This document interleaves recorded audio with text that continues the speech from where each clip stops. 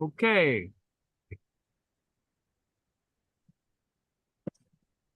Hey there. Hi there. Ho there.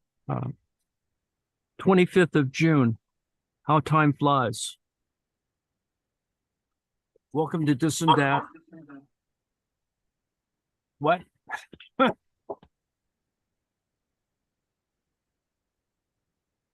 So we talked a little bit about technofeudalism yesterday. I've included a little video piece of Slavoj Žižek uh, talking to Yanis Varoufakis and sort of explains neo-feudal or techno-feudalism. But what I wanted to concentrate on was this thing that I put a diagram for yesterday on the financial logic of internet platforms. And it will seem a little complicated, but it's not complicated at all if you've been sort of suffering through our little algebraic equations. I think the more important thing is that this is a pretty good article, and for a variety of reasons. I mean, it's a Brazilian article that includes some of the stuff I used to be interested in, and there's just one guy from Argentina who does really good stuff with semiotics, and so he's one of the few people who actually quotes this guy. So this is all quite amusing to me. Just means I should have probably learned Portuguese or Spanish at some point in my life. Anyway, Marcos Dantas teaches at the Federal University of Rio de Janeiro in Brazil, and I included a link to a different article, another article, The Semiotics of the Commodity and the Marxian Concept of Value, which fairly new, and he goes a little farther, actually much farther than Christian Fuchs, who I've talked about before as being one of the few people who sort of works out the problems of talking about Marx, and in particular in relation to information technology, information, and communication.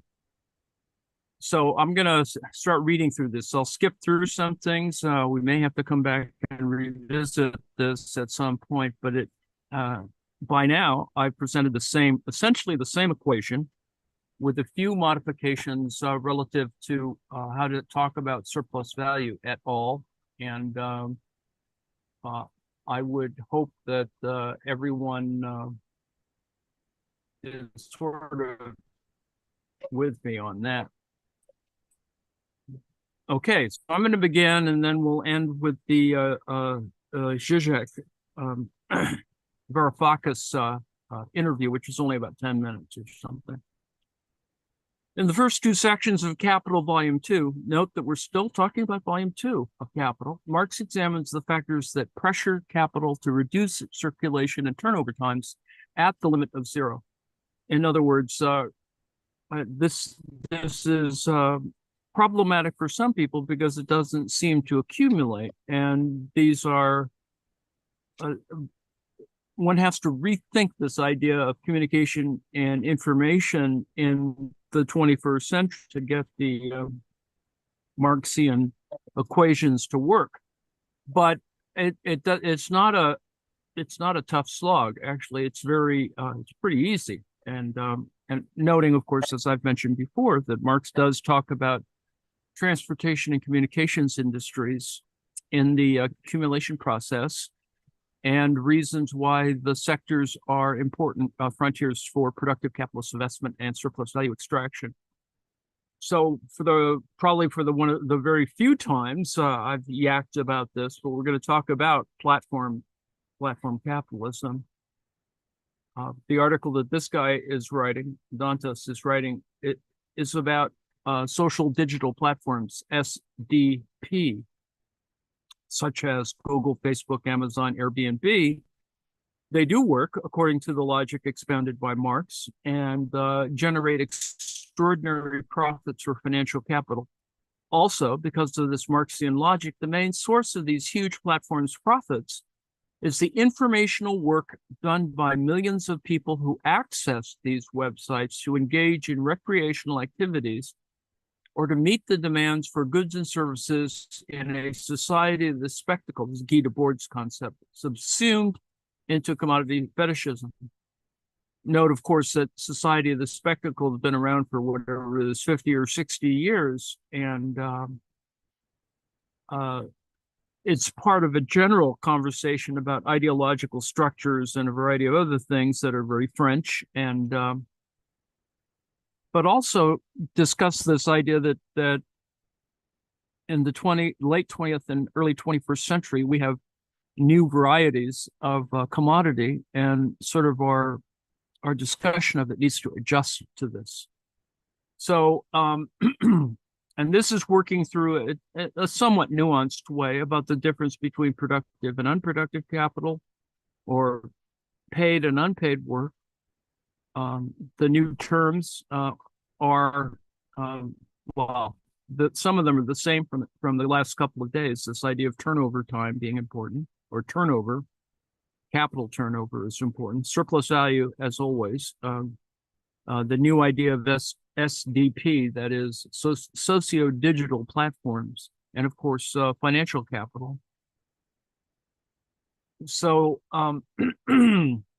he quotes Marx here: "It is equally a tendency of capital to make human labor relatively superfluous, so as to drive it as human labor towards infinity." Socio-digital platforms, SDPs, such as Alphabet, Google, Facebook, Amazon, and similar websites, are physical and logical infrastructures for processing communication information that allow two or more users to interact directly with each other, whether these interactions are recreational, professional, or commercial. These users may be buyers or sellers of goods and services, marketing advertisers, software developers, or for the most part, just ordinary people exchanging messages with other ordinary people about everyday issues, or engaging in leisure activities to occupy their free time. This apparent differences, social networks or social media, such as YouTube or Facebook, search engines like Google, audiovisual services like Netflix, or large virtual stores such as Amazon, Alibaba, or eBay, are all similar in substance.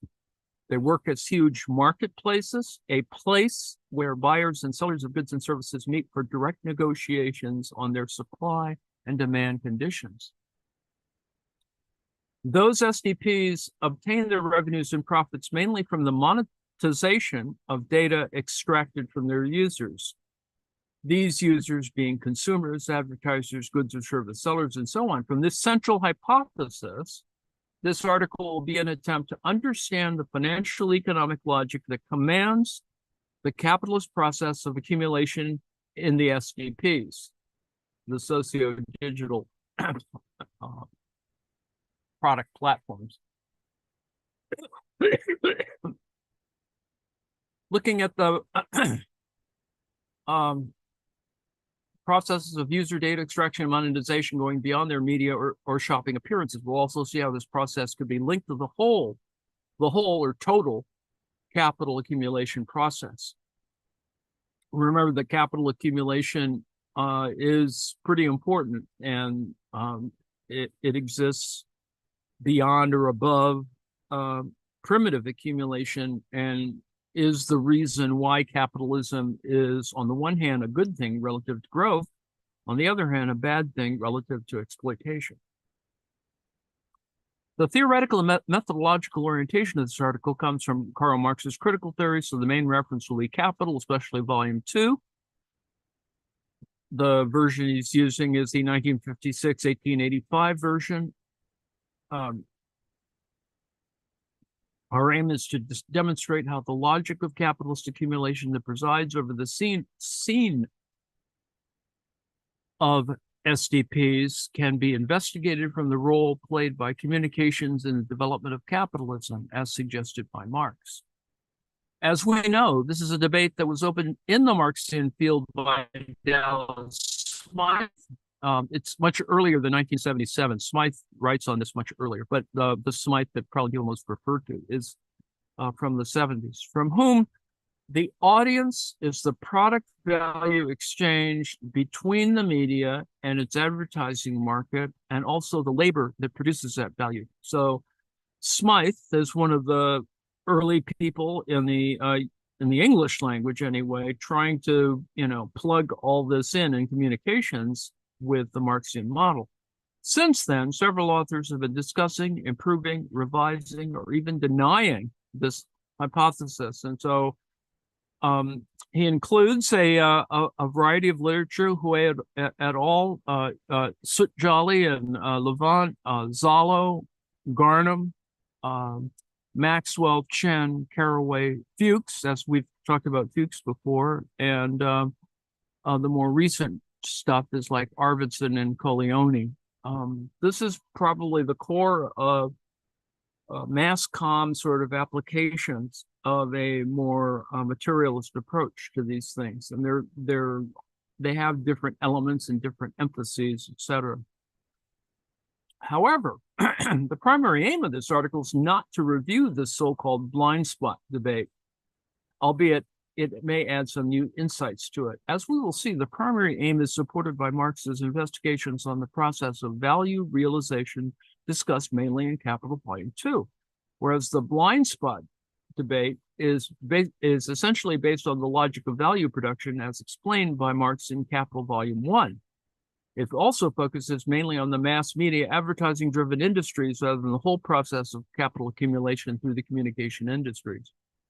Marx in Capital Volume 2 shows how circulation and turnover processes affect the rates of surplus value and consequently profit accumulation. To shorten the times of circulation, turnover, and realization of investments since the 19th century, capital has been developing means of communication and transportation from telegraphy and steam locomotives to present-day internet. In the meantime, it's built upon these technologies new powerful industries, including mass media, capable of leveraging and accumulating capital while also culturally and ideologically molding capitalist society. The first two parts of this article will revisit, expose, and discuss Marx's theory on the economic role of communications in capitalism. The third part will examine how socio-digital platforms, SDPs, work economically and hence how they produce value, a lot of value for capital. And let me just make an aside as we begin. Essentially, what we see now is the ability to do things like banking with your cell phone and the instantaneous transitions, although there's obvious actual real lags that occur in financial transactions that aren't represented on your cell phone. It only looks like, that you're carrying your ATM with you. You're sort of not. There's still incredible lags in what is processing. And that's sort of the point of this article, is to give you a sense that while things have become more seemingly instantaneous, all they are the same set of relations that we've been talking about, except with a greater emphasis on what seems to be somewhat disguised or mystified. We've mentioned that before in some of the other things that we covered, this idea that money can function as a kind of veil, that its relationship to commodities is often masked, disguised, as it were, obscured, whatever. And what we see going on either in front of us or in the background are the more important elements, not necessarily emphasized as much as it should be probably in Volume 1. Remember, Volume 1 gets front-loaded with a lot of ideas, some of which are emphasized more in Volume 2 and Volume 3. And so, and a lot of people just don't get past Volume 1, which, is a problem because you have to actually get a better sense of how is it that surplus value is produced and its relationship to capital turnover. In Capital Volume 1, Marx essentially addresses the production of surplus value in the industrial economy. The theory is well known. The worker sells labor power for a wage that meets his subsistence needs, but is obliged to work for free for a longer period of time than that necessary to earn that wage. From this unpaid labor time, The capitalist extracts the surplus value of the commodity, and this is where his profit comes from. And we've discussed this at length and ad nauseum, but I think it's really important to remember that unlike yesterday, where I sort of suggested that people were a little bit more obsessed with dialectical materialism, don't come to grips very well with the idea that even if you have a negation of a negation, it still has empirical values. It has numbers, and it doesn't occur magically. They're actually real ways in which you can measure it. It so happens that once the commodity has been produced, the capitalist still needs to take it to market, sell it, and receive back the invested money plus the added surplus value. Remember, we were talking in the last couple of days about the lags in time between when the actual exchange occurs. It doesn't all happen instantaneously. And this is the problem of modern technology, is that it makes it appear as though these exchanges are happening faster when in fact they don't really, and much of the processes still proceed not necessarily at the same pace, but at a much slower pace. Lane was talking before about his issues with an online vendor and the problem of executing payment, and the number of days that have been, which are actually vestiges of how a pre-electronic banking system operates. It actually does technically take a week or 2 weeks or whatever, 10 days, and these numbers are problematic. And so, but you can speed up the process, but it has other issues. In other words, wire transfers are the kind of way that things actually get done if you really actually want to get stuff done, as opposed to sort of working through credit cards and debt systems and a whole bunch of other stupid things. Before this circuit is completed, the surplus value produced is only potential. That's why I've been talking about it kind of lagging. If the commodity for any reason is not sold, the surplus value will be zero for all practical purposes. That's what we were talking about before, that surplus value is not realized until you actually get through a cycle, a turnover, multiples circulated or multiple circuits. And these purposes are many. After all, the entrepreneur is committed to his or her suppliers, still has to pay wages, and needs some money to pay for his or her own personal expenses.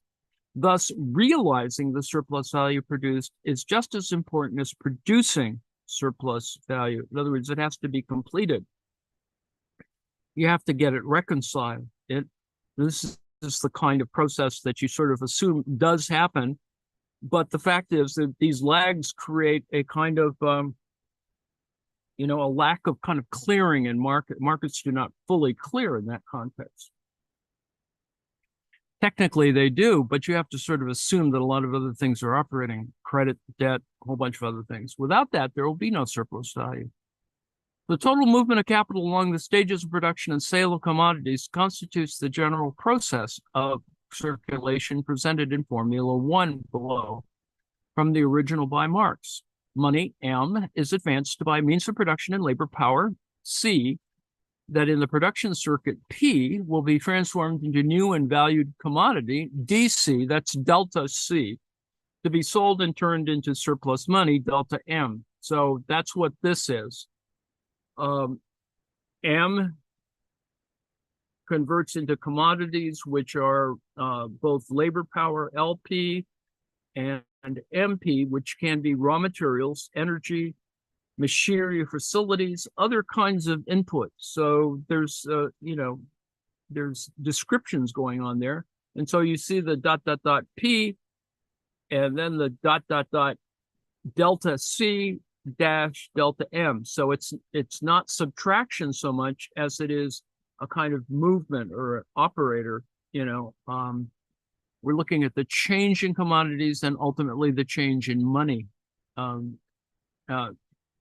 Delta M plus M equals M prime in that context, as we've been looking at in other forms.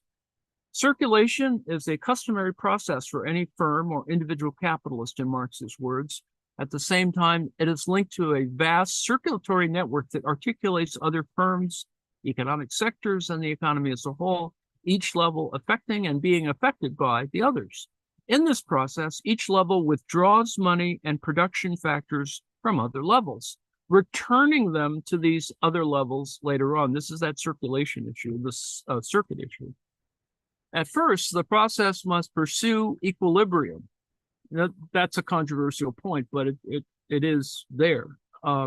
However, by the very nature of capital, starting with the original imbalance of surplus value, these links will result in a large system far from equilibrium, hence their constant crises. That's the point I've been making in all of these different presentations, is these this kind of lagging or imbalances are not the equilibrium is a dynamic equilibrium. That is, it's not sitting still.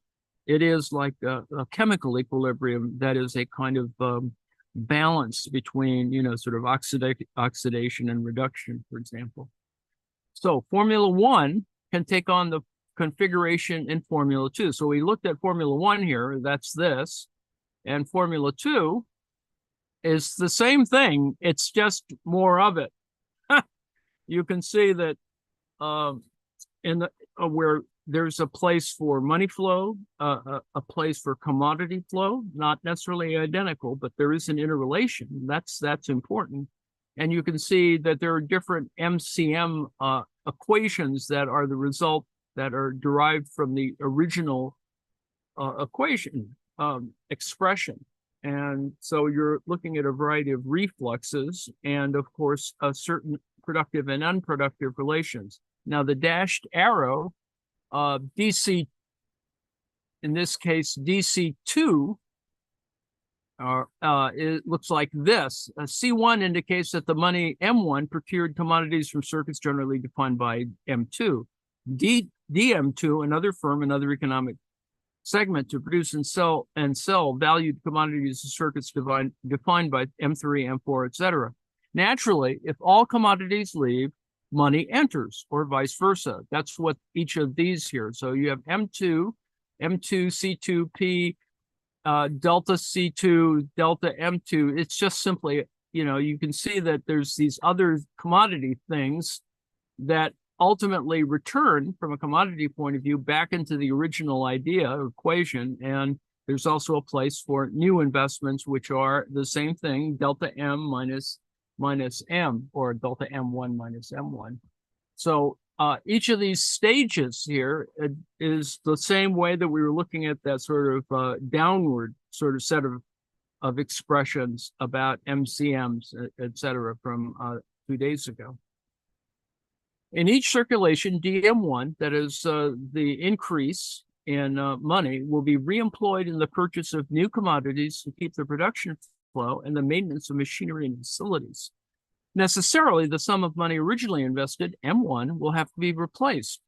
But the difference in surplus value, that is a delta M1 minus M1, may be applied to expand the business. Remember, this expression at one moment, it is also profit. May be applied to expand the business, that is new investments or in shareholder remuneration, which includes fees, dividends, bonuses, stocks, so there's a variety of things here. This remuneration will be used in capitalist consumption or financial speculation, which in the original Marxian model is unproductive consumption. In other words, nothing's being consumed, you just have people exchanging pieces of paper, etc. Now, the reality is, of course, that's not quite true, and value gets carried, as credit, debt, etc. And so there is a certain amount of power there, but it's much more ephemeral. Let's put it that way. In the total movement of circulation, the valorization of capital will be a function not only of production, but also of factors determined by turnover time. That's the whole point we've been making for many days now, is that it's not simply production, but it's also something else, a system that turns things over in a circuit or circulation that is also describable as exchange. And often the confusion there is using the same word for the same thing, or at least similar things. So this time, This time is the sum of the times of production, TP, T, TP, or T sub P, and realization, T sub R, of the commodity. That is, its reconversion into money and the return, reflux of the money into the entrepreneur's pockets. Just like reflux syndrome from our bad tummy issues. This is a reflux, that is, it's regurgitated and reintroduced into the system. So you can see that, you know, money comes back into the system at various moments, and these are different moments. That's the important point. In turnover, two circuits cross. There's a money circuit and a product circuit. The money circuit begins with the procurement of payment of the production factors and ends with its return. This is the reflex thing. The product circuit begins when the factors enter into production processes and ends when a new use value with added surplus value returns to circulation until its final realization. So the first determination is advancing money. And how is it that we look at turnover time in that context? So turnover time is described not so differently from our other diagrams for relative and absolute surplus value. There is this idea of, you know, motion through the system. In this particular case, there are weeks that pass. In this particular case, 12 weeks, that is, where 9 weeks is production time. And realization time, remember, we looked at realization time in a variety of other forms going back the last couple of weeks. And it's realization time, the moment, the fact that it has to pass, you know, a time period or whatever, that helps influence the formation of surplus value. And it's turnover time that describes the entire sort of circulation. Marx comments that throughout turnover, there will be a discrepancy between money and production circuits. And for as long as realization is not complete and money does not flow back, the entrepreneur could run out of resources to maintain production flow. This is the whole thing that we've all started with, that, you know, you got to get it up and moving. It's a system, and it needs, you know, kind of throughput. It needs, you know, stuff at the back end, stuff at the front end, all of that stuff. It all has to keep moving. If this does not happen, it is because the entrepreneur may have had an initial volume of money greater than what was directly applied. Suppose, following Marx's exercises, Marx's exercise refers to all those numerical examples that he uses, that production lasts 9 weeks and the sale of the commodities produced, with return of DM, the change in money, is completed in 3 weeks. Figure 1, which we just looked at. For 3 weeks, the entrepreneur would be unable to buy back raw materials and supplies or to pay weekly wages. To cover this lapse of time, he will have to have his own savings or resort to the credit market. So in the simple model here, we're looking at, you know, something that sort of, you might think that everything gets replaced, and, you know, the reality is doesn't quite do that. In part 2 of Capital Volume 2, Marx indicates here and there that credit will play a very important part in this circuit, but will only be studied in detail in Volume 3. So there's just stuff he's going to leave until the next volume, because it's already too, you know, kind of busy.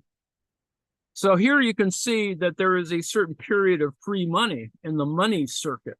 That is, you have production time, TP, realization time, TR, 12 weeks, but a kind of 3-week free money period identified. Therefore, the money needed to open an entire production circuit would cover investments and expenses corresponding to 12 weeks, not 9. On the other hand, for the same reason, when all the money realized in circulation is returned, it will not have to be spent on costs corresponding to 9 weeks of production, because out of those 9 weeks, 3 weeks were financed by that free money.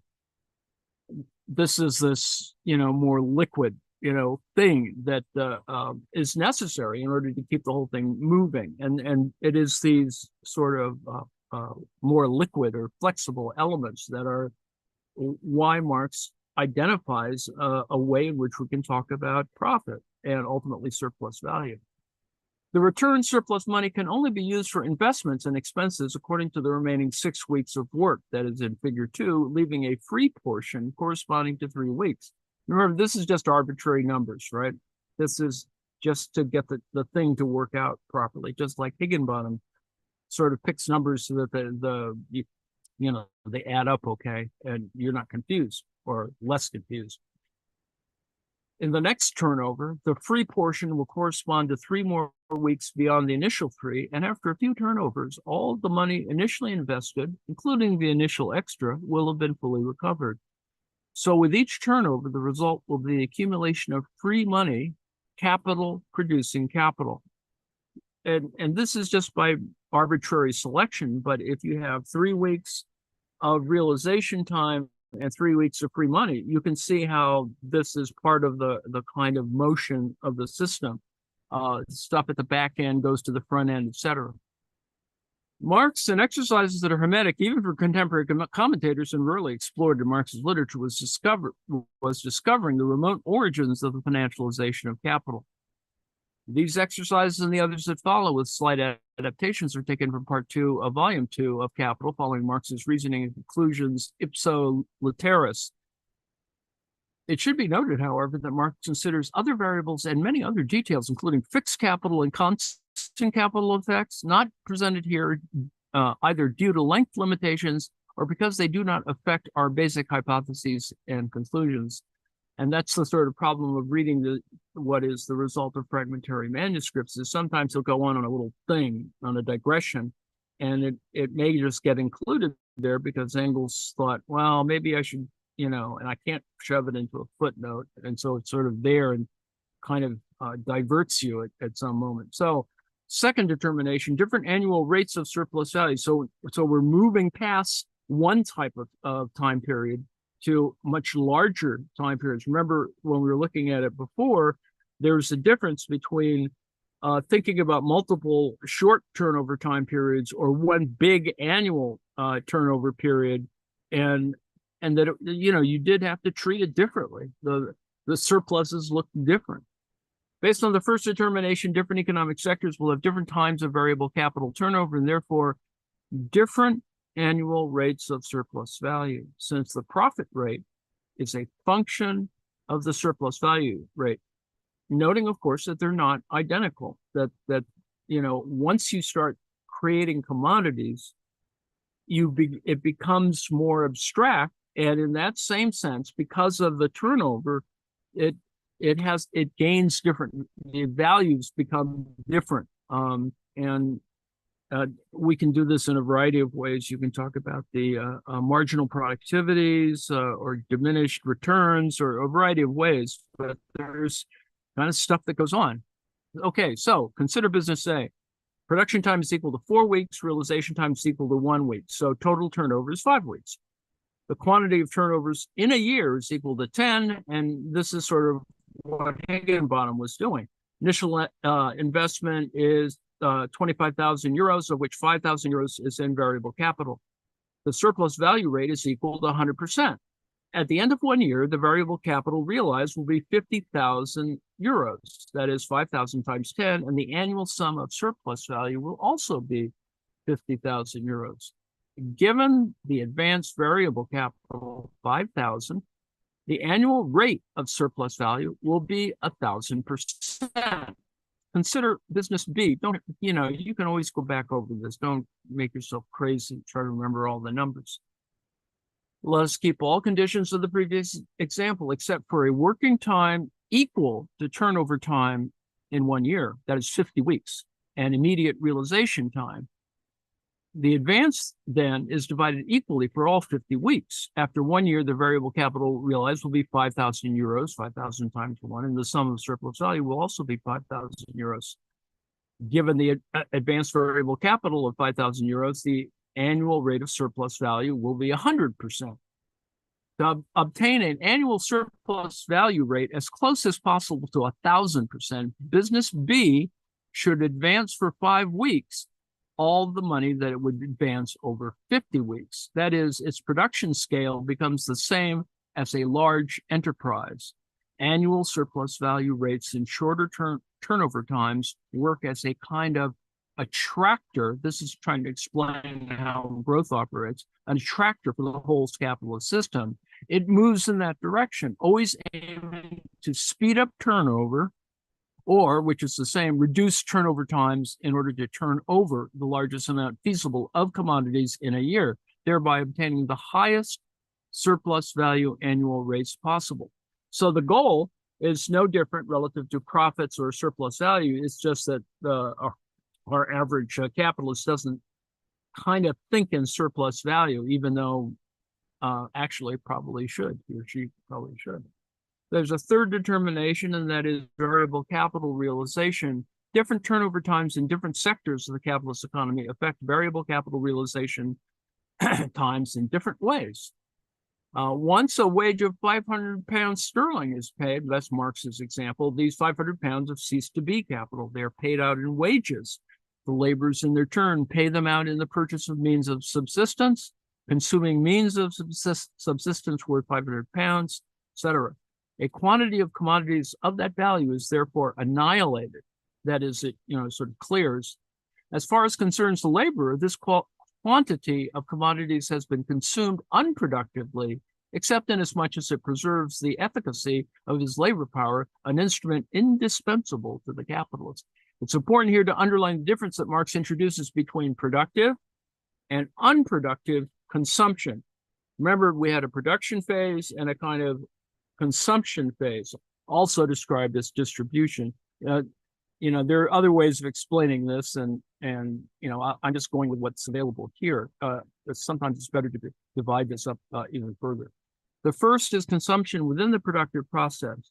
The latter is the definitive final consumption of a commodity. The consumption of fabric and the production of trousers is productive. That is, the consumption of trousers by anyone will be unproductive. This consumption definitely moves material from circulation. Over time, this material will be annihilated by the wear and tear of consumption. So there's production at the front end, and when you consume something, it's not, it's being consumed, which is you could call it a productive process, but it's really a kind of a use value. Let's put it that way. You need to put the pan on, in other words. In Marx, as the process of producing value withdraws commodities from circulation, in the end, it should put commodities back in circulation, keeping the systemic balance. The workers' unproductive consumption closes the circuit because it restores their physical and psychic energies to continue working. In other words, the pants were being produced in a productive means, and when they get finally sort of consumed, that is, they get distributed, exchanged, they wind up in the store, you go in and you buy a pair of pants, you put it on. You're personally better off because, you're, rather than freezing, you're wearing pants. The turnover of variable capital in the form of wages will not be the same turnover of money and products, since the workers spend their wage procuring commodities before the circuits of money and product are finished. If turnover is 5 weeks, but wages are paid weekly, the worker will already withdraw and annihilate commodities before his or her boss puts commodities back into circulation. This is a simple model, right? You have multiple commodities and multiple markets and all kinds of stuff. But this is just simplified, that it doesn't quite clear in this simple model. If the salary is paid weekly, but the turnover time is 50 weeks, the imbalance will be much higher. So you always get a little, as I said, lags, and some of these things they're not fully in balance. They don't cancel, clear. Whatever the turnover time, this imbalance will reflect directly in the production and realization of value, as the capitalists will need to advance variable capital to honor their wage commitments before recovering the surplus money that will cover these expenses. In other words, people keep an eye on their working time. How many hours did I put in this week, and what am I sort of expecting as a wage for that? And you sort of make these kinds of plans. Value is being produced. Part of it is already being realized by variable capital in the form of wages. But most of it still continues to move around in circulation. Does not quite meet the interests of the capital, much less of the individual capitalist. So we see above, these turnover time determinations, where we looked at several different determinations, force the entrepreneurs to obtain money from the market or use stuff they saved up, use their own funds to honor their commitments while the investment, including variable capital, is not realized. However, Marx concludes, now it gets a little dense here, and the shorter the period of turnover of capital, the shorter, therefore, the intervals at which it is reproduced throughout the year, the quicker is the variable portion of the capital originally advanced by the capitalist in the form of money, transformed into the money form of the value, including the side surplus value created by the labor to replace its variable capital. The shorter is the time for which the capitalist must advance money out of his own funds, and the smaller is the capital advanced by him in general in proportion to the given scale of production. And the greater comparatively is the quantity of surplus value which he extracts during the year with a given rate of surplus value, because he can buy the labor so much more frequently with the money form of the value created by that labor, and can so much more frequently set his labor into motion again. That may seem a little complicated, but the thing is that they just simply proceed at different rates, that there's just certain, labor is more or less available than commodities. It's just that we don't have, labor is not purchased for capitalists. Labor is not bought in supermarkets, it's bought in other kinds of places, and so they're not quite the same thing. In other words, if the wage already comes from an advanced circuit of accumulation in which the employed capital became the product of realized capital, the commodities acquired by that wage were paid with the commodities sold by the capitalist. That is, the capitalist stops buying labor power with advanced capital and starts buying it with realized capital. In other words, capitalist is making, enough so that he doesn't have to use other resources, and it sort of looks like it comes out more even, whatever that means. It approaches equilibrium, if you want to talk a little bit more fancy. The positive impact of this on the surplus value rate is obvious. One more reason for capital to try and increase the number of turnovers per year by reducing as far as possible each turnover time. Now we're up to determination 4, and that is money supply. We sort of haven't talked about money up to now, but money is clearly involved as well. According to Marx in his time, if the capitalist system was in permanent expansion or accumulation, then the monetary base that feeds the entire system should be in permanent expansion. So for each circuit, that is M, dm, exponentially multiplied by the increasingly gigantic dimension of the whole system, that is Formula 2, it will be necessary to provide more means of payment than before. In other words, you have to have a bigger banking apparatus, you have to have ADT do your payroll forms, etc. The amount of money in circulation or in bank deposits, whether in the form of metal, paper money, or securities, cannot stop growing. It has a kind of momentum. After developing a whole set of mathematical formulations about turnover, in which circuits always start with money and end with more money, Marx asks, well, where the hell does this money come from? And so we go through a thing here. Let the circulating capital of 500 pounds advanced in the form of money capital, whatever its period of turnover, now stand for the total circulating capital of society. That is the entire capitalist class. Now, obviously it doesn't, but this is just for calculation purposes. Let the surplus value be 100 pounds. How can the entire capitalist class manage to draw continually 600 pounds out of circulation when it continually throws only 500 pounds into it?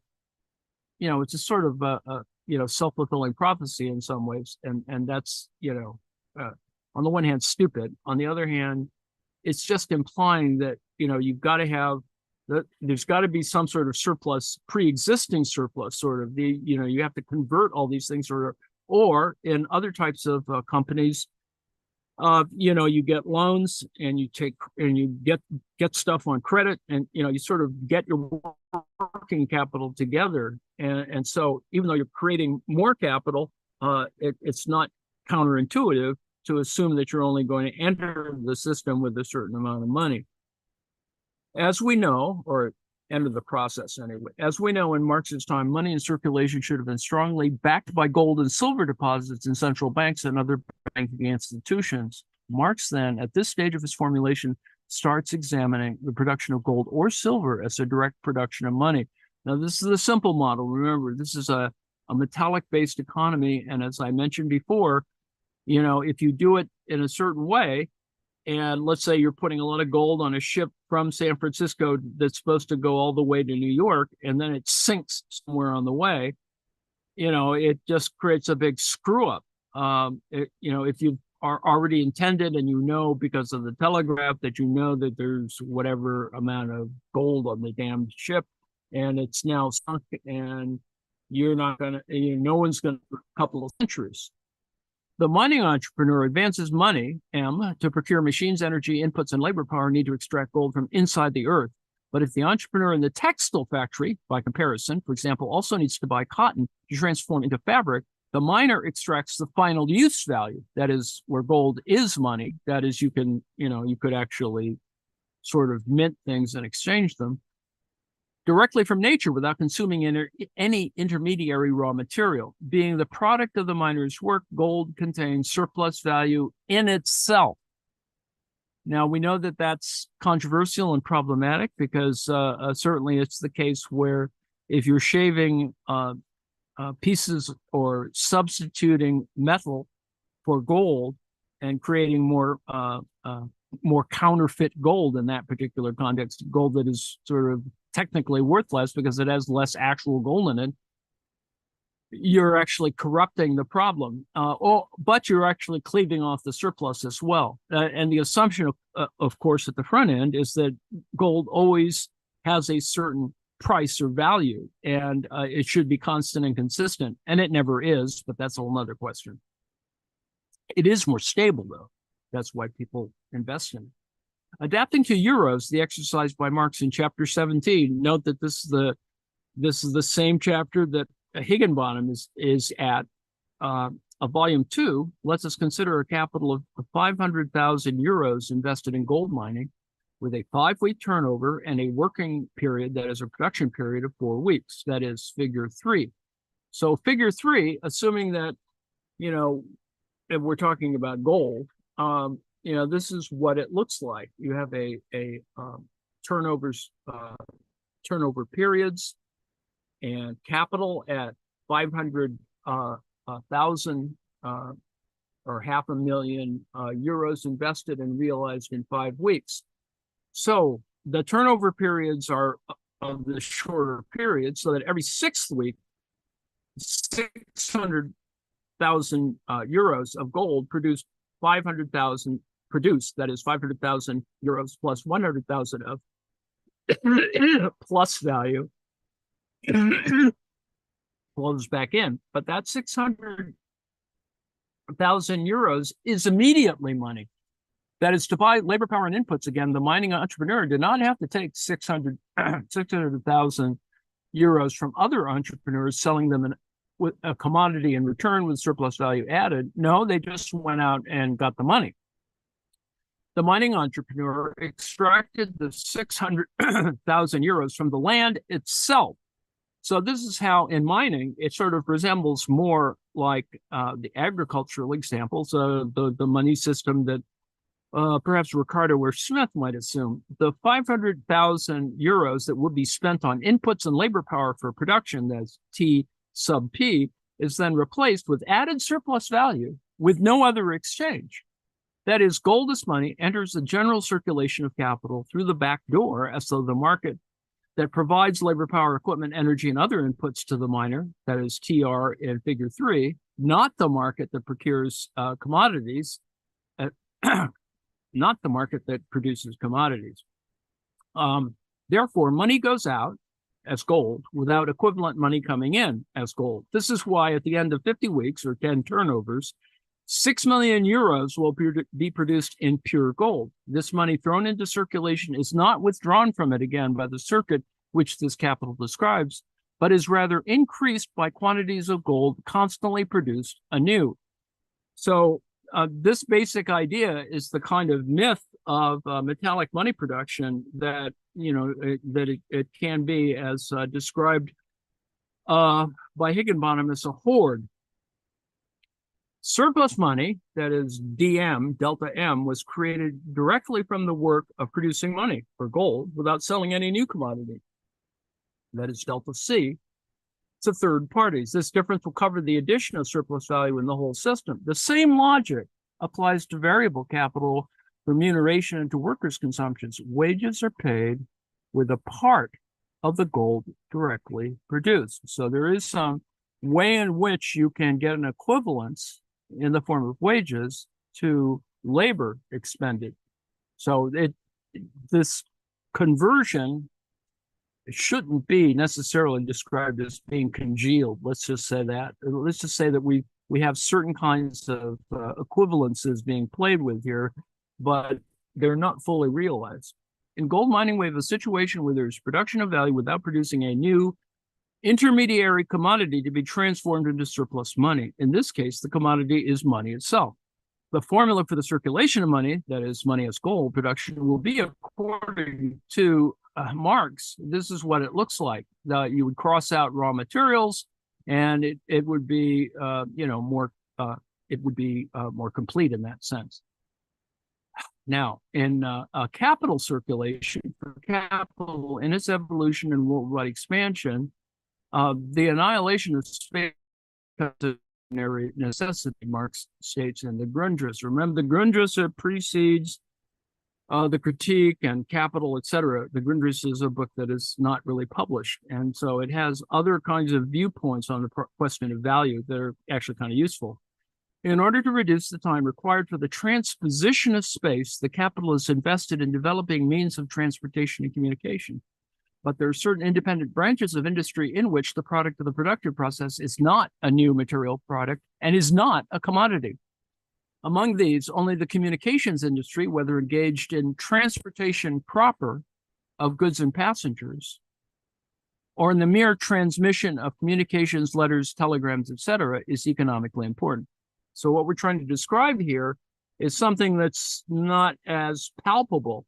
It's not like gold, but yet it can have, gold-like value at some moment. So this other part here is to talk about how we move to create that kind of value, and that it as a commodity is not necessarily identical, but it does maintain a certain kind of, you could call it a force. As a force of production, it has a kind of effect. However, what the transportation industry sells, what is it that they sell? Is change of location, getting from A to B with carrying something from A to B. The useful effect is inseparably connected with the process of transportation, i.e. the productive process of the transport industry. The useful effect can be consumed only during this process of production. Now, this doesn't, include tickets and refunds and vouchers and blah, blah, blah. It's simply the base thing. It does not exist as a utility different from this process, a use thing which does not function as an article of commerce, does not circulate as a commodity until after it's been produced. So it's, it's very transactional in that sense. You sort of need the service. The whole idea of a service, any service, in fact, has that kind of issue. But the exchange value of this useful effect is determined, like that of any other commodity, by the value of the elements of production, labor power, LP, and MP, means of production, consumed in it, plus the surplus value created by the surplus labor, the laborers employed in transportation. Therefore, Marx would say the formula for circulation and accumulation in the transportation industry is this. So instead of raw materials, we're looking at products for transportation. And everything else is the same. Marx himself comments that the formula has almost the same form as that of the production of precious metals. Similar to mining, work carried out in the production of transport and communication, P, is realized directly into surplus money, that is delta M. Here also, there is no production of new intermediary commodities.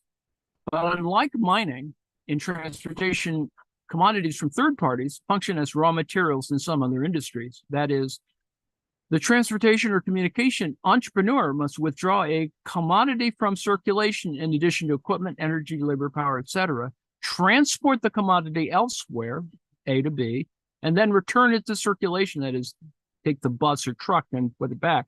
Surplus value is extracted from the labor of railroad workers, sailors, truck drivers, telecommunication technicians, and so on. The transportation company withdraws products from circulation to keep these products in circulation.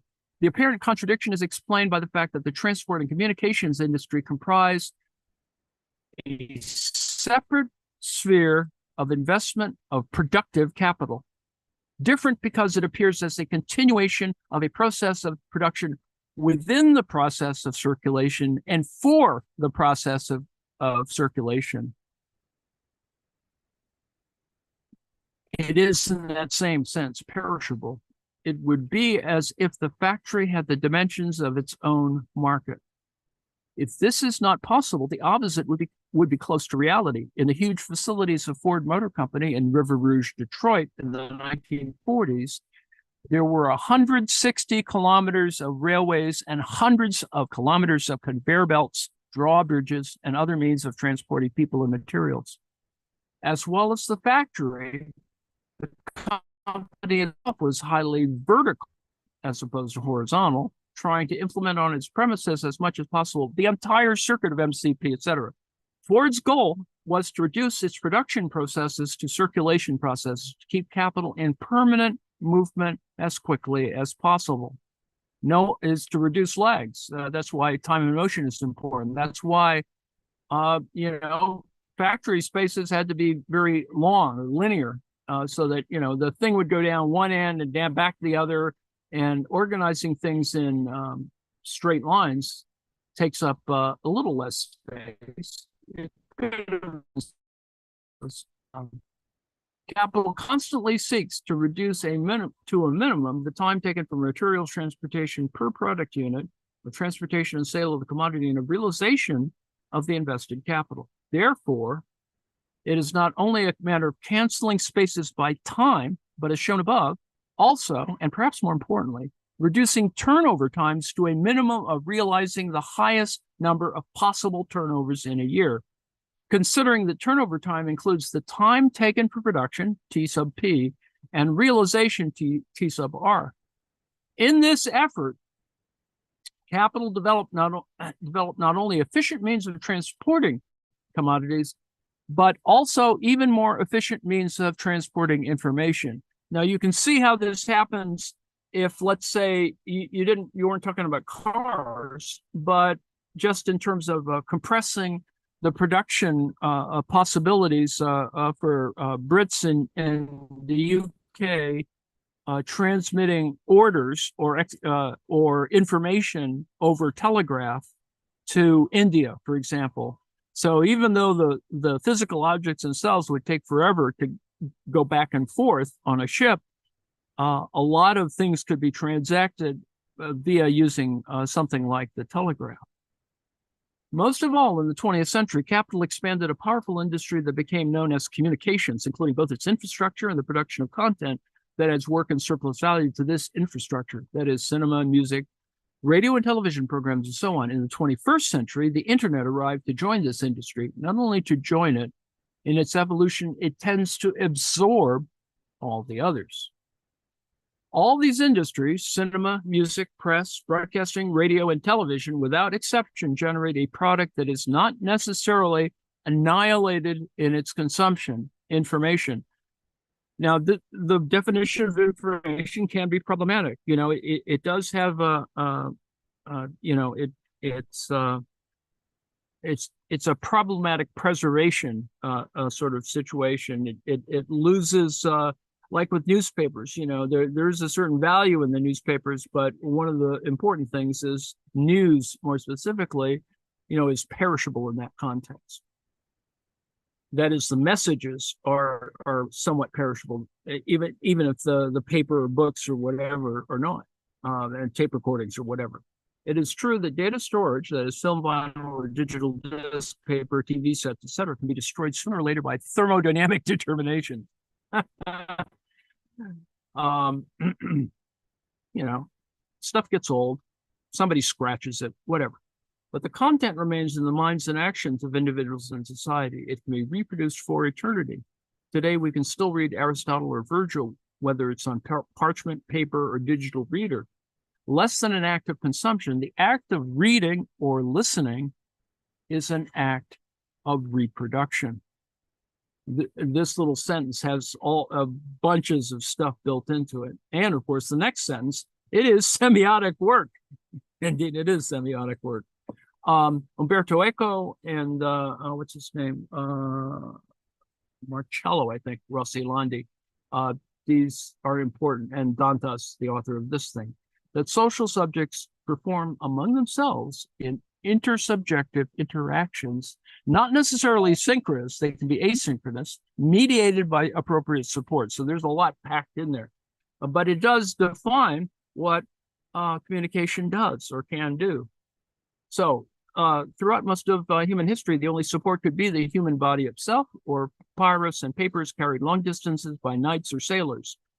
From the invention of the telegraph in the 19th century, meeting the determinations of capital turnover, data storage became electronic, which allows transporting information almost at the speed of light.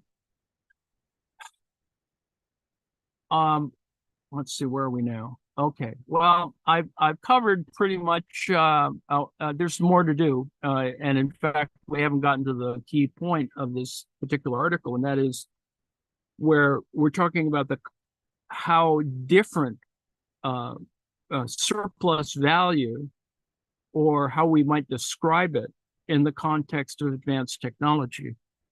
That is, algorithms and data gains a certain kind of importance by the way in which they're organized, and therefore giving us that little diagram that I showed yesterday, which we'll get to. So tomorrow we will get to finally talk about platforms. So this is what the socio-digital platform business scheme looks like. That's kind of how value is being produced, and it is the same but different for financial capital, and it replicates itself in a variety of ways. And just because something is in digital form doesn't mean that it doesn't have material implications elsewhere, and that's the kind of issue. It doesn't fully exist at this kind of ephemeral level. So that's kind of what we'll talk about more about. Buyers, sellers, users, credit, images, bunches of other stuff. So you can see this is the modification of what we were just looking at the beginning of this little yakking of mine.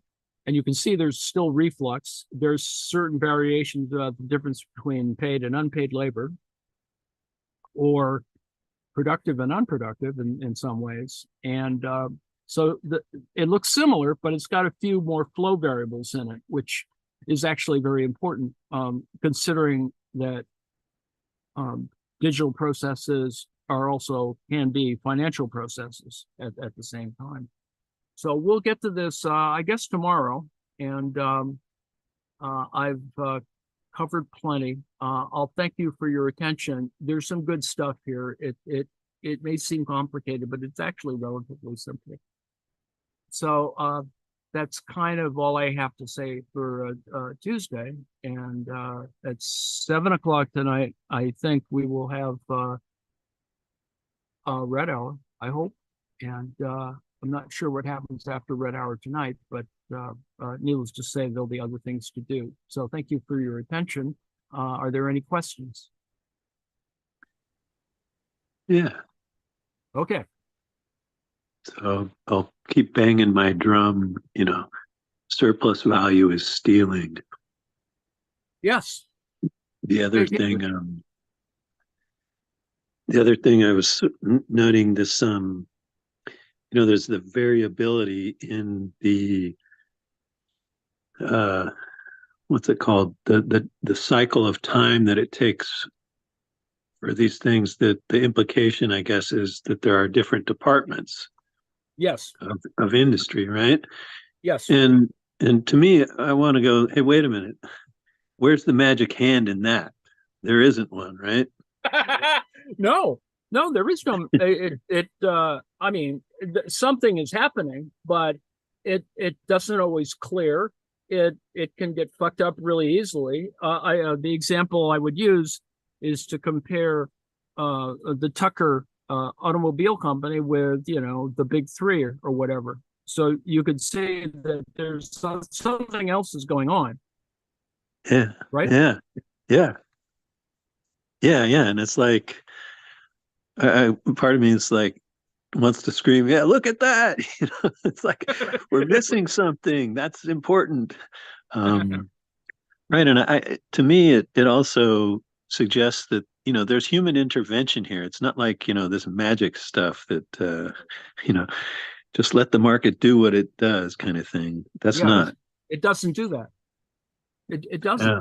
Somebody is involved in, setting up the time periods, organizing processes, reducing costs, etc. Yeah. Yeah. And that's interesting, this idea of communications being like gold. I'd never thought of it quite that way, but yeah, I can see the parallels there. And it's attractive to metallic monetarists, the ones who want to tie the system back into gold, right? Yeah, yeah. Keep them busy for a while looking at communications. Very interesting. Thank you. I mean, you could say that, Rand Paul, et cetera, all the gold bugs, people want to invest in gold. That's propaganda. It's a propaganda effect, right? Yeah, yeah, right. Because gold increases in value. That's true. It is a hedge against inflation, true also. But at the front end, it takes liquid capital out of your hands in order to get it, right? Yeah. It's not the most efficient use of your money to watch a Trump commercial and I should buy some gold, whatever.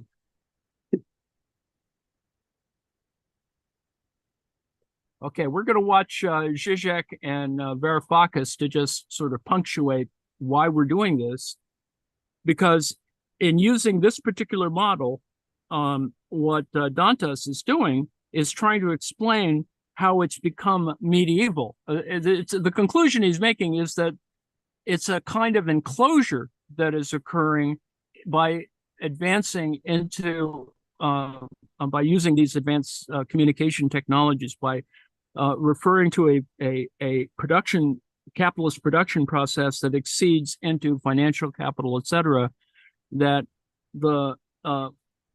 let me put in Varoufakis, because he makes certain comments about, he suggests that capitalism is over and that we're back into feudalism again, which is an interesting way of putting it. I think he's doing that simply because it's a good way to get people to buy books. But this kind of re-enclosure is an important idea still. All right. Let me play that. Let me play the video from the beginning.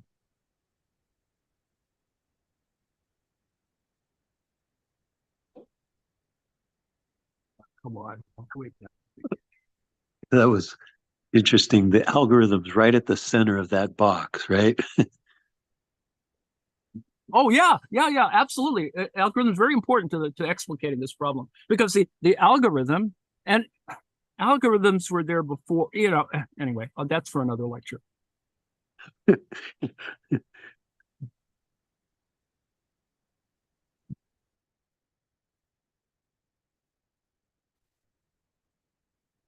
We talked about this often. One of the features of, I don't know how to call it, new phase in the world order where, as you told me, we no longer live in this traditional neoliberal market order and so on and so on.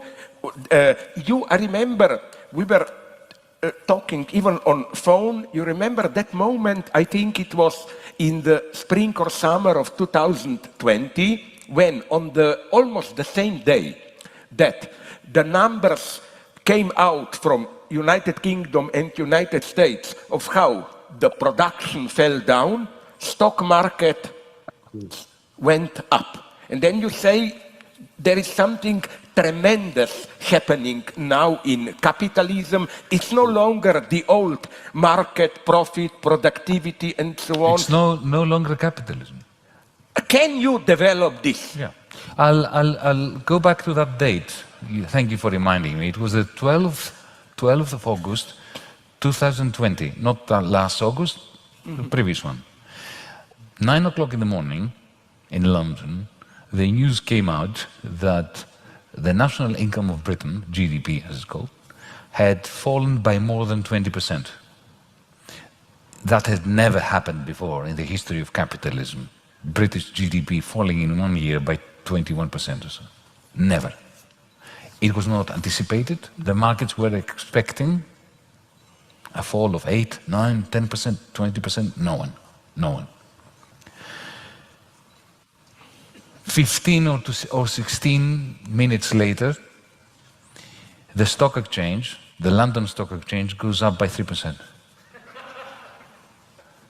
There can be no explanation of that along the lines of capitalism. Right? We're better than expected, so the stock exchange might have gone up. But to expect 10% and to have 20% and the stock exchange to go up, something else was going on. I know what it is. I'll tell you what it is. Since 2008, the great financial crash, capitalism is on a drip feed. It's being kept alive through constant injections of money from the central banks. That has never happened before. It started in 2008. In 1929, it didn't happen. That's why all the banks closed down. So the banking system and the stock exchange had 12 years of getting used to, becoming addicted to, central bank money being pumped their way during difficult moments. So, imagine you're a stockbroker in London. You hear the news at 9 o'clock in the morning. Minus 20%. Oh my God! You think, that's the first thought. Then you think, if I panicked, the guys and girls in the Bank of England, the Central Bank of England, are panicking. So what they're going to do is they're going to print even more billions. And they will give it to me to play in the stock exchange. Buy. So the point I've been developing in my head, and we had a little discussion about this earlier, because I was telling Slavoj that this will be my next book next year. It's my crazy theory that capitalism has already evolved out of itself. It has been transformed into another system. And the reason why I say that is because, for me, capitalism requires two things. Firstly, profit to drive it. It's like, a petrol engine that needs petrol. Capitalism needs profit, private profit to drive it. Capital accumulation, as we Marxists used to say, okay? And the other thing is that exploitation takes place in markets. That's the whole point about capitalism. In feudalism, there was no market exploitation. You had the peasants, they were growing rubbish, wheat and potatoes and cauliflower, I don't know what it is, that they were growing, and then the sheriff, on behalf of the Lord, would come and take half of it, or 60% of it. There was no market, it was just expropriation. It is with the enclosures and the eviction of the peasants, who then become suppliers of labor at any price, that you have the creation of the working class and the labor market. There was no labor market before that. Okay? So exploitation takes place through markets. Money markets, land markets, house markets, labor markets. But now, after 12 years of the 2008 crisis and beyond, we have the replacement of profit by central bank money. That is the new fuel of the system, of this exploitative system. And the steady encroachment into the space of markets of platforms. Amazon. The moment you go into Amazon or Facebook, the moment you enter Facebook, you're outside of capitalism. You're not in capitalism anymore. Because, explain. Yeah, you go into Facebook, right? Let's say you want to sell your stuff, to advertise your business in Facebook. You go in, you use your credit card, you pay money to Zuckerberg, and some more people see your advertisements. You go in there to meet your friends. You want to advertise this evening. You go and pay money. One person owns the whole digital space. It is the equivalent of stepping outside in Ljubljana. Imagine, just science fiction for a moment. Imagine you step out in Ljubljana, on the streets of Ljubljana tonight, and you look around and you think, oh my God, all these buildings belong to one person. Everything that is traded in the shops that I see is controlled by one person who decides what prices are charged, what prices are not charged, who can trade, who can't trade, who can buy, who can't buy. And moreover, imagine that Ljubljana operated like Facebook does or Amazon does, whereby what your eyes see is determined by one person, by the algorithm of one person, who, if he wants you not to see something, you will never see it in that digital space. This is not a market. This is a fiefdom. It's a digital fiefdom. It's a platform. Those platforms make a lot of money. But the rest of the economy, look at companies like Uber, for instance. They've never made a profit ever. You have private equity. Have you heard of private equity? Do you know what private equity does? They go in, they buy a company. Let's say a company that provides health services. It's got doctors and nurses and stuff, private stuff. So they buy the hospital, they buy the company, and then they create two companies. One that owns the buildings and all the fixed assets, and the other that provides the services. And the second company sells the services to the first company.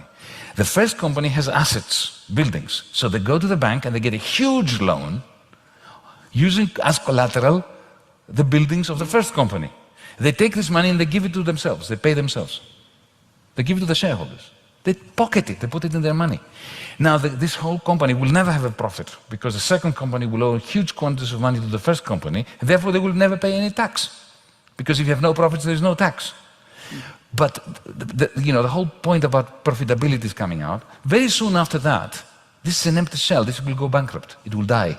So platforms are expanding, even in health. Facebook is now privatizing the National Health Service in Britain without anybody knowing. Google is doing the same thing, behind the scenes. By the way, DiEM25, our movement, is beginning a campaign on Monday in Britain against the surreptitious privatization of the NHS by big tech, close brackets. So you see, platforms are expanding, they are not markets, and markets are shrinking, and central bank money, sovereign money, the defense money, because they are the governments, they have no power, but their printing presses are keeping the system alive. I call this technofeudalism. It's not just a question of curiosity about how the system works, it's also a question of what does this mean for daily lives? What does it mean for all of us? What does it mean for governments? I'll tell you what it means as an economist for a start. It means that none of the fiscal monetary policies that used to work.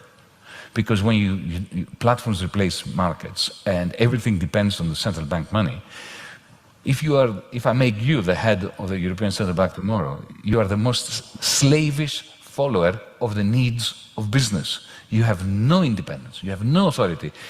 Even if you want to reduce the amount of money, euros, that the ECB prints, you can't do it. The moment you do it, the whole thing will collapse. That's not central bank independence, that's dependence. Our governments are completely in the clasps of the interests of these large fiefdoms, and they have tiny degrees of freedom regarding fiscal policy, regarding redistribution of wealth, when all the wealth is encased and enclosed in the new fiefdoms. But also, and here is something that would be nice to talk a little bit more about.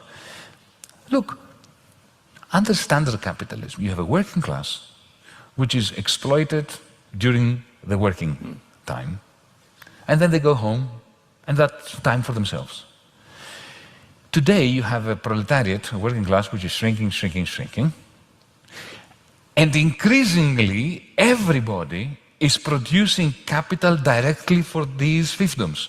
Every time you have your phone and you walk around, Google knows where you are, and that enriches the software of Google Maps. It adds your movements, add capital to Google.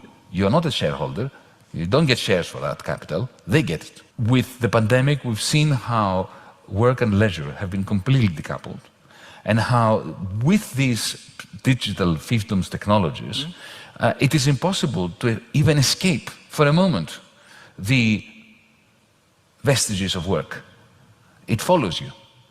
You know, your boss expects you to be checking your app at midnight. You yourself check your app, even if your boss doesn't want you to check your app. You become self-enslaved. And the most important value of liberalism, which is personal sovereignty, goes. Think of the youngsters. You know, I used to be a professor up until a few years ago. I still am in name. But I look at today's youth, and what I find is young people lacking the sovereignty that the liberal democratic system has promised them. I see them, for instance, take on courses that they know are rubbish, just to add to the CV. I see them constantly trying to improve their social ratings in Twitter, in Instagram, because they're selling themselves constantly. They are creating a profile that makes them, because they know that the moment they go in for an interview, that the panel is going to check their social media profile. So it's a constant struggle to build up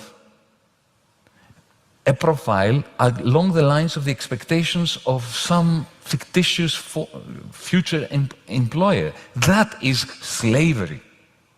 The complete collapse of the private space that liberals value so much.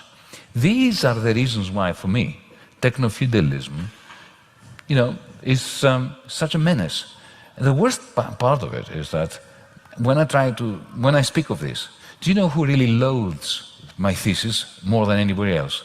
The left. Because we leftists grew up with this ambition that we would bring capitalism down. And here I am telling them that, you know what? We are out of time. Capitalism has brought itself down. And it's been replaced by something far worse, not by socialism. The left does not want to listen to that. Okay. They really loathe that message. You certainly can come back and look at that. Are there any questions, queries? Well, I would agree with you that I think he's overstating his case. Yes. You know, this is a new development within capitalism, I think. And it has elements of feudalism. Yes.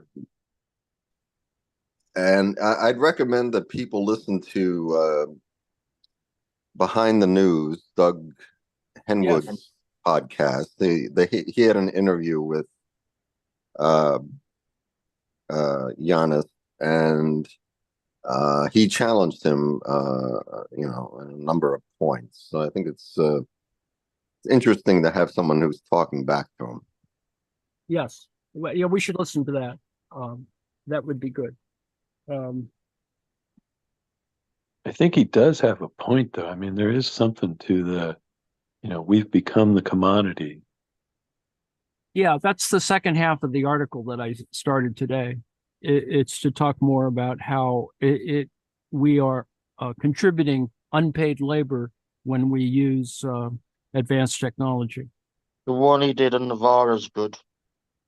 Yes. Because they're all communists. And Bastani does challenge him. Yes. Yeah. That's just him laying his case in front of them for the first time in that crowd, I think. That's all. Yes. Just a rant or something like that. Well, you know, I mean, it's difficult being a celebrity on the left. the point in the article here, as well as what Giannis is talking about, is that there's a tremendous amount of unpaid work that we as an audience or as a community or as consumers contribute to the system it's you're sort of self-exploiting in that same sort of way. Mm. Soon as you turn your phone on, that's what you're doing. Yeah. Your data has been used. It's been made money out of. Your identity's been exploited. I mean, even just look, geolocation does that. So there's a whole bunch of other things that are going on, and we could resist that. We could have just nothing but flip phones, I suppose. But at some moment, you still need, I don't think you can't be a Luddite. Squeeze that genie back in the bottle. Squeeze him in. Well, in the context of capitalism, I mean, you could have a regulated capitalism where the government says, no, you can't do that. Or if you're going to do that, you have to pay the market price for that information. And you have to get informed consent from the people you're collecting it from. Yeah, there's all sorts of things that could be done. Yeah, but governments rely on the cloud as well. That's the point. Yeah, that's fine. And if if the companies want the money that the government pays them for the use of the cloud, then they have to abide by the law.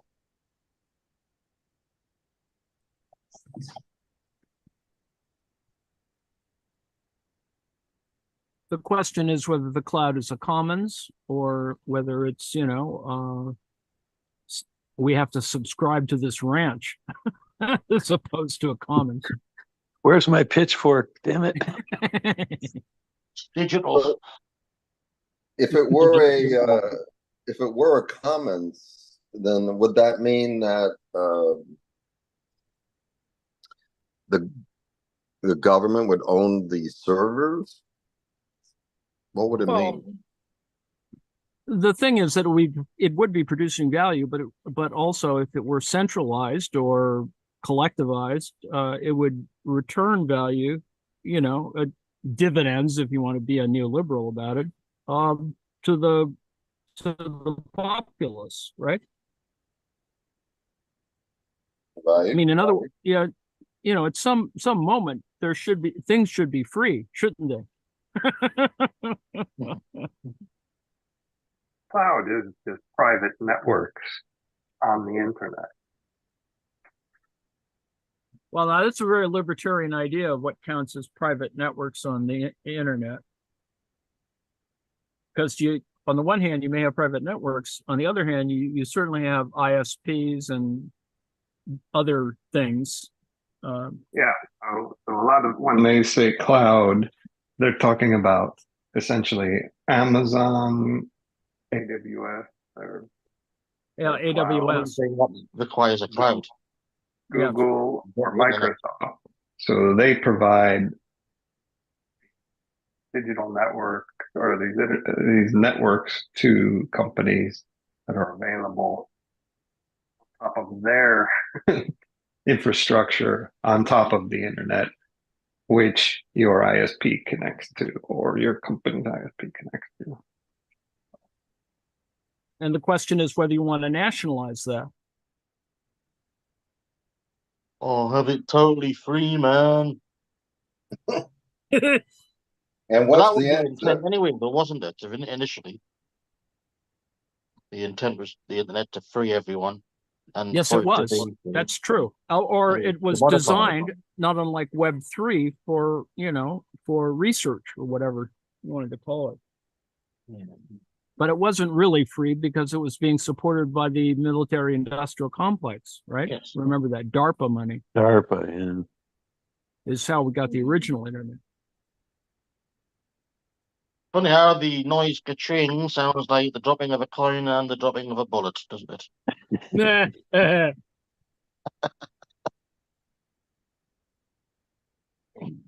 Oh, DARPA.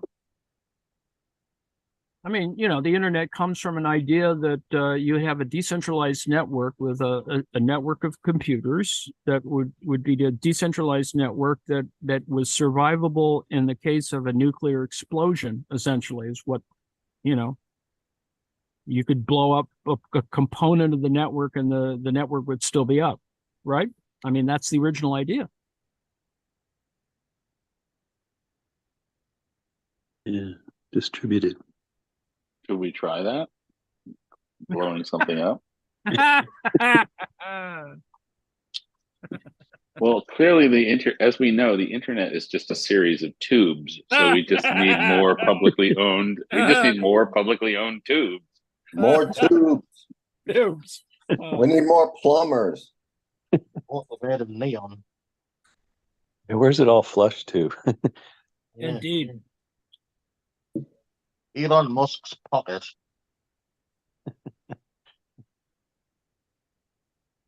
And others.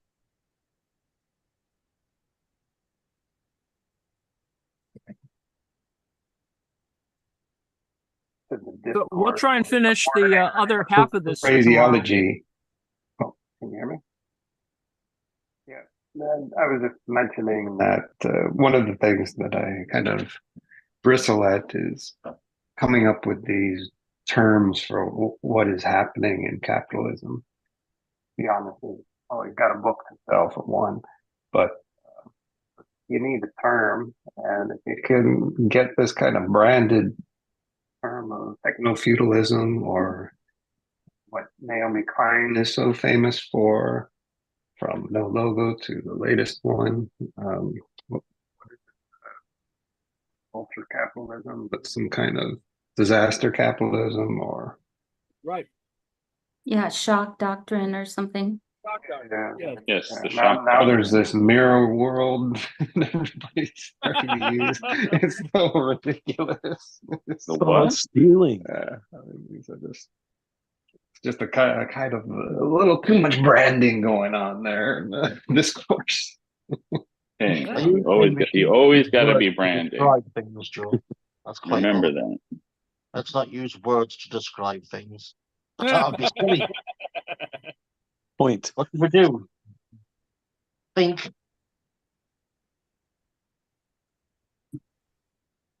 Yeah. Branding going on. Freaking me out.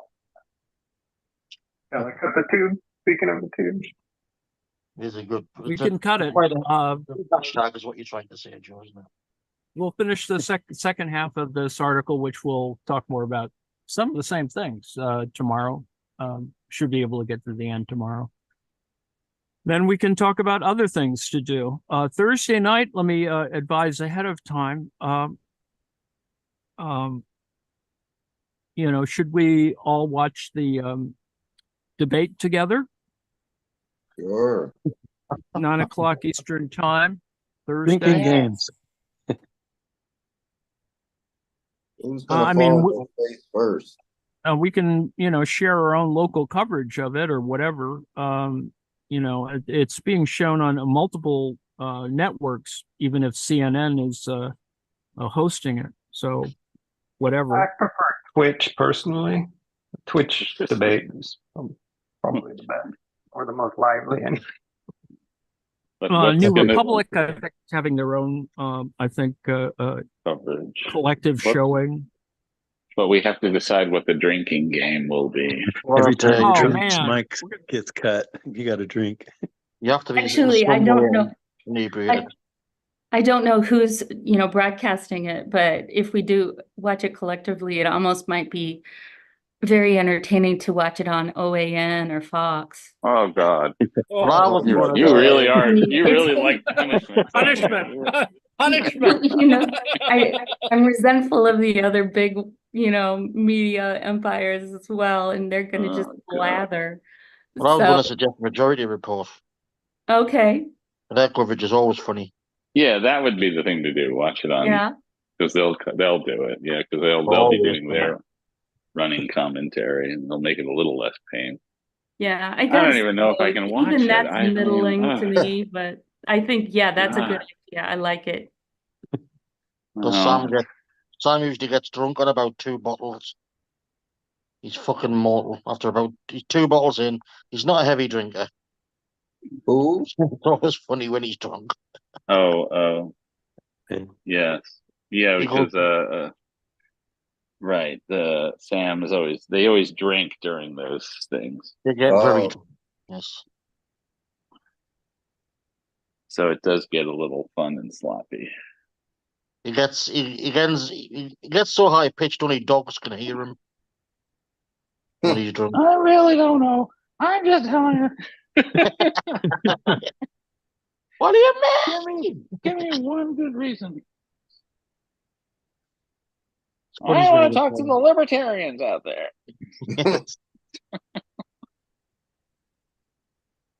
Ugh, He's got a min voice. That's Yeah. why I like him. I had him on Air America Radio. yeah, that's where I first encountered That's where I him. discovered him. And I Way thought, back in 2003. oh, and it was same with the voice me. and the fact The he was with original. Janine Griffalo that made us stay. I was like, because I Yeah, liked her. her. I used to fancy her, like every lad round about my age. Janine Garofalo. Yeah, she. Yes. Yeah, And yeah, like